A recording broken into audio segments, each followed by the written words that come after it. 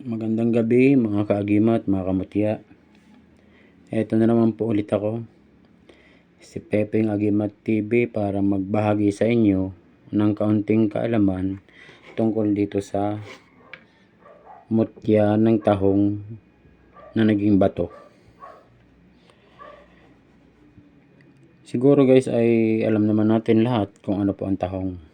Ang tahong po ay masarap kainin. Yun po ay seashells na kulay green na marami tayong makikita niyan sa palengke. Ito pong mutya ng tahong na ito ay ito'y sa dagat na kuha. Alam niyo naman po ang mga tahong pag mga nasa batuan, tabi-tabihan. Tabi-tabi silang magkakahalos, hindi mahulugan ng karayom. Sa swerte lang din po nang nagbigay sa akin ito na ang bahay nila ay malapit sa dagat, na nakakuha siya ng ganito. At dahil alam niyo na ako'y nagbablog tungkol sa mga agimat, swerte naman po na naibigay sa akin ito. Ito pong mutya ng tahong, ito po yung nagtataglay ng kapangyarihan sa kabal at kunat ng katawan. At dahil ito rin po ay libon, dahil ito po wala naman po kayong makitang butas dito, ito po yung nagtataglay din ng kapangyarihan sa tagabulag. Kaya po yung napakagandang gamit itong mutya ng tahong nito. Alam naman po natin, ang tahong, di ba, matigas na ang shell niyan. At dahil siya'y naging mutya na, lalo siyang tumigas dahil naging bato na. Kaya po ito ay naging nagkaroon ng kapangyarihan sa kabal dahil siya masyado na siyang tumigas. Iba po kasi yung normal na shell kaysa sa yung naging mutya na, at napapalooban na po yan ng mga kapangyarihan na hindi karaniwan. Mga ganyan po kasi, gaya nito, tahong. Ang tahong po ay makita nyo tabi-tabi, sobrang dami.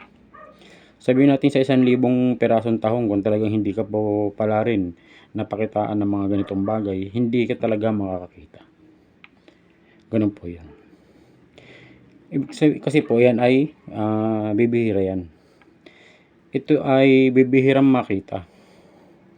Ang mga mutya po ay hindi basta-bastang makikita kung talagang hindi ukol, na kung hindi talaga para sa iyo, hindi talaga magpapakita ang mga mutya ng kung ano man na bagay. Kaya po isa ito sa magandang gamit. Ito rin pong mutya ng tahong, ito'y pinaniniwalaan din na pangontra sa mga masamang espiritu, sa masamang elemento. Ito rin po'y kontra din sa mga masasamang gawa ng tao, kagaya na lamang po ng kulam, barang, palipad hangin, yung mga usog o balis. Kasi mayroon taong makasalubong mo pa lang mabati ka lang, magkakaroon ka na ng sakit.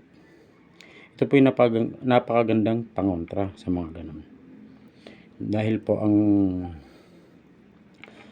po ang mutya ng tahong ay talagang mayroong kapangyarihan sa ganun. Basta po yung mga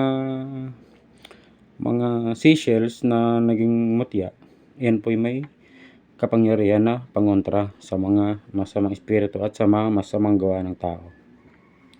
Kaya po ito po ay napakagandang gamit o itangan. Ang kailangan lamang po nito ay lalangis-langisan ng yung langis ng nyog, o ang gagawin nito ay ibalot sa kulay pulang tela o kaya itim, para po hindi ito napapasukan ng mga masasamang enerhiya sa paligid. Maraming salamat po sa mga bagong subscribers ko, sa mga dati ko na subscribers na walang sawang sumusuporta sa akin, sa mga nagla-like and shares ng aking mga videos, sa mga hindi pa po nakapag-subscribe, paki-subscribe po naman. Maraming salamat po ulit sa inyong lahat at magandang gabi.